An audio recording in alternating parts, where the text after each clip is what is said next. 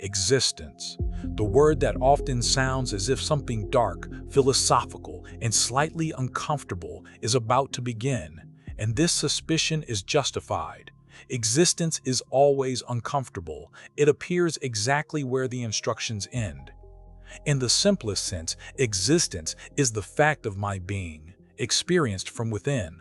Not me as an object, not me as a role, not me as a set of characteristics, but I am. Not a description, but a presence, beingness. It is precisely this, am, that suddenly starts asking questions. The appearance of existential questions is not a glitch and not a whim. It is a marker of development. Roughly speaking, the psyche stops being satisfied with autopilot mode and begins to ask questions not about how to live, but about what is actually happening to me as a being who exists. If we look from below, from the biological level, there should be no existential questions at all. The organism is arranged simply: survive, reproduce, minimize pain, maximize energy. For millions of years, this worked without any philosophy.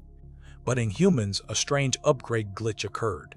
The brain began not only to solve tasks, but also to realize the fact of its own existence. Moreover, an autobiography appeared in time, a prediction of the future, and imagined death. From a biological point of view, an existential question is a side effect of an overly developed cerebral cortex. Evolution did not plan the meaning of life. It simply provided a tool that turned out to be too powerful. And now the organism created for survival suddenly starts asking, why all this if the end is the same anyway, and for everyone? At the level of neural networks, existence arises at the moment when automatism fails. While sensory motor and salient circuits dominate, move, react, avoid danger, a person lives as a process. But when the brain's default mode network activates, the mind begins to build a narrative. Who am I? Where am I? Where is all this going? And we already know, toward the end, at least the physical one, if at that moment the frontal areas are not occupied with urgent tasks, space appears for a strange question. What if everything I live by has no inner foundation, no meaning? Existential anxiety is not a pathology. It is the moment when the brain stops being merely a tool of adaptation and begins to see itself. In psychology, existence is not a fact of life, but a process of existing. To live means to constantly choose, even when it seems there is no choice. Existential questions appear where the illusion of a pre-written script collapses, when a person realizes that no one is obliged to give them meaning. No one will live their life for them, and responsibility cannot be fully delegated to parents, society, or God. It is here that anxiety appears, but not as an enemy, but as a signal. You are no longer simply an object of circumstances. You are a subject of decisions. Even if hypothetically, yes, one still needs to grow into a subject, as it turns out. Everyone needs to grow into it. Karl Jaspers spoke about limit situations: death, illness, loss, guilt, catastrophe. These are moments when habitual explanations stop working. Why exactly do they trigger existence? Because in them, it is impossible to hide behind a role. Money, status, social games suddenly turn out to be poorly convertible into meaning.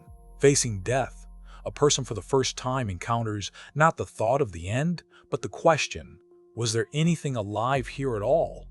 Existence awakens not in comfort, but in a crack from which there are two exits: to rely on higher powers, handing responsibility over to them, or to search for these forces inside through self-exploration, revealing one's own subjectivity. What does the appearance of existential questions speak about? First of all, about three things at once. First, the illusion of a pre-given meaning has collapsed. A person no longer has enough social instructions: study, work, be useful, be good. All this continues to work functionally, but stops nourishing from within. Second, the experience of finitude has arisen. Not an abstract thought, I am immortal, but an inner knowledge, I am finite. It is here that the density of existence appears, along with anxiety without a specific object. And third, the subjective potential has matured.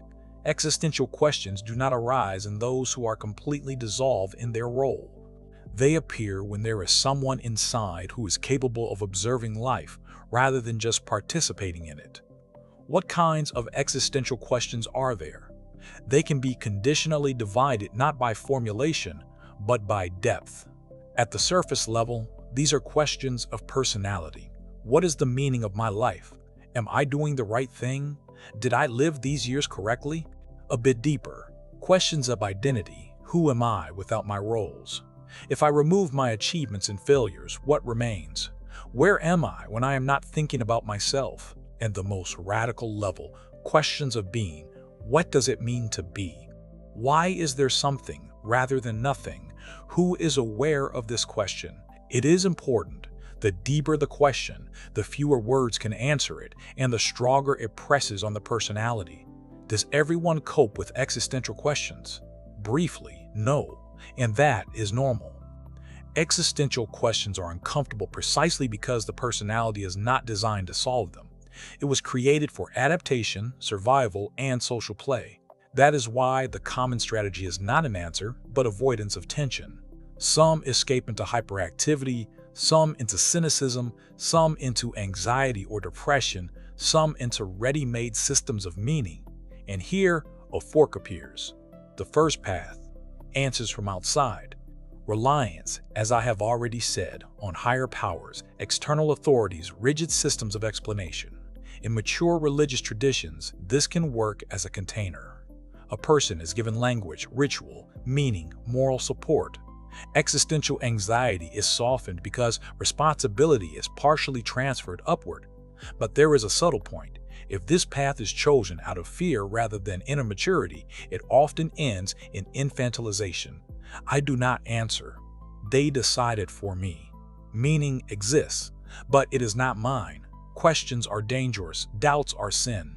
In extreme forms, in sex, this leads to the rejection of subjectivity, of individual responsibility.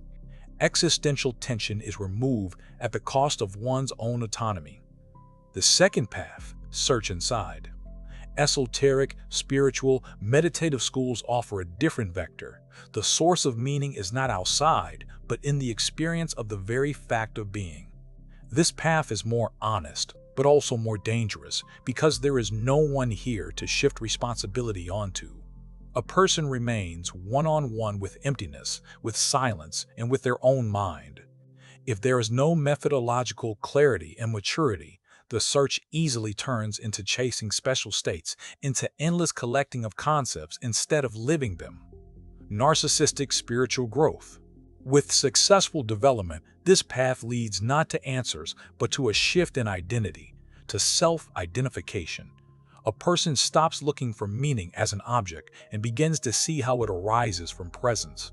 What happens in the end? Those who choose the external path more often gain peace without clarity. Those who choose the internal path move toward clarity without guarantees. The existential question is either closed with a ready-made answer or dissolves in the direct experience of being. And here is an important point. Existence does not require choosing the right path. It only reveals the fact. To live means not to have a final instruction. The personality wants an answer. The subject endures the absence of an answer. And it is precisely this endurance, not escape, not compensations, and not belief by default, that gradually turns existential anxiety into existential clarity. Society, to give it its due, protects excellently from existence. It offers ready-made packages of meanings: be useful, be successful, be like everyone, be someone.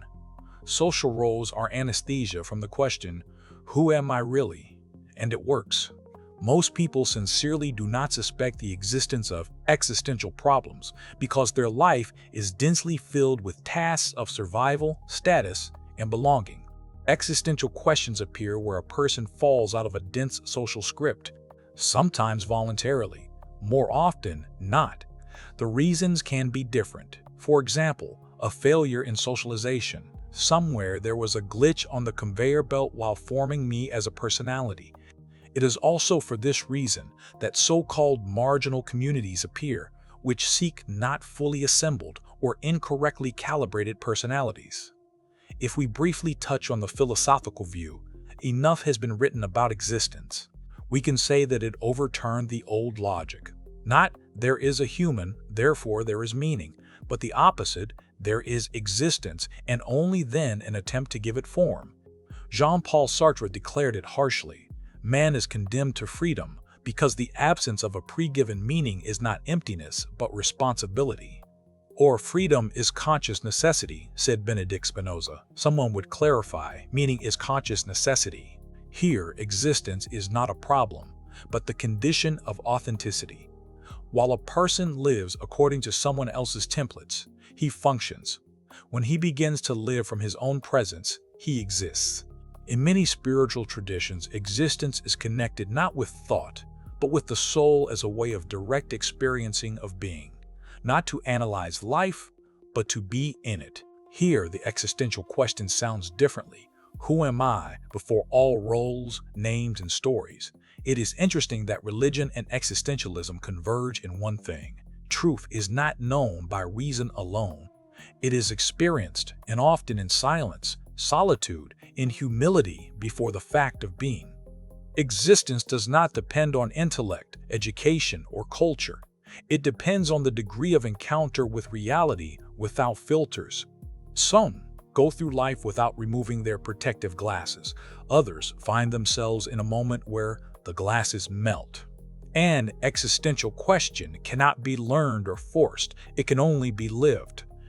Existentiality is not depression, not a crisis, and not a philosophical fashion. It is the moment when life stops being a background and becomes an event. Not what should I do, but who am I when I do?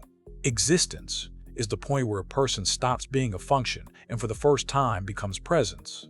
It is from this place that the uncomfortable but authentic life begins. This is exactly where one of the thinnest and most often confused boundaries runs. Existentiality is often experienced by the personality, but by its nature, it points beyond its limits. This is where the tension arises. Personality is a form, an assembled construction, memory, character, roles, habitual reaction, history, who I have become. Personality answers the question, what am I like and how should I be in this world? At the level of personality, existential questions sound like this. Who am I really? Am I living correctly? What will happen to me next? Does my life have meaning? These are important questions, but they have a hidden feature. They are asked by the form that fears disintegration. When existentiality passes through the personality, it is often experienced as a crisis, anxiety, loss of supports, existential fear. The personality feels threatened because existence does not confirm its stories, statuses, and achievements. For the personality, existence is an earthquake. It is used to standing on meanings, but here, the ground disappears. The subject, not a form and not a history, is the center of perception, the point of awareness from which the personality is seen as an object. The subject does not answer the question of what kind of existence it has before the question itself. And here, a fundamental shift occurs. Existence stops being a problem and becomes the fact of presence. For the subject, the existential question sounds differently. What does it mean to be if I do not cling to who I appear to be? If the personality experiences existence as a crisis of meaning, then the subject experiences it as the recognition of reality. What is the fundamental difference? The personality seeks meaning. The subject sees how meaning arises in the moment. The personality wants support. The subject discovers that the support is the very fact of awareness. The personality experiences existence in time, past, future, fear of the end. The subject experiences existence outside of time as the very isness. Therefore, one and the same existential situation becomes a drama for the personality and a point of clarity for the subject. And yet, why does existence first strike the personality? Existential questions almost always arise first at the level of personality, as we have already said, because it is the one that collides with limits, loss, death, the meaninglessness of former goals. But If attention does not get stuck in the attempt to subordinate the personality, the possibility of a shift in perspective arises. Then, existence stops being a question about life and becomes the experiencing of life as such. This is the moment when the personality is an instrument, yes, a temporary instrument, and the subject is the source, the eternal source. Existence is not a final point and not a diagnosis. It is a transition for the personality from automatic living to more or less conscious choice for the subject, from hidden presence to manifest presence. One can say it more harshly. Existentiality is a crack in the personality through which the subject begins to shine. To sum up, we can say that existential questions are inevitable for the personality. Existential clarity is possible only for the subject. The personality lives in answers. The subject lives in presence. And it is precisely there, or rather here, in presence, that existence stops being a question and becomes a way of being. It is being itself, and not merely the well-known philosophical concept.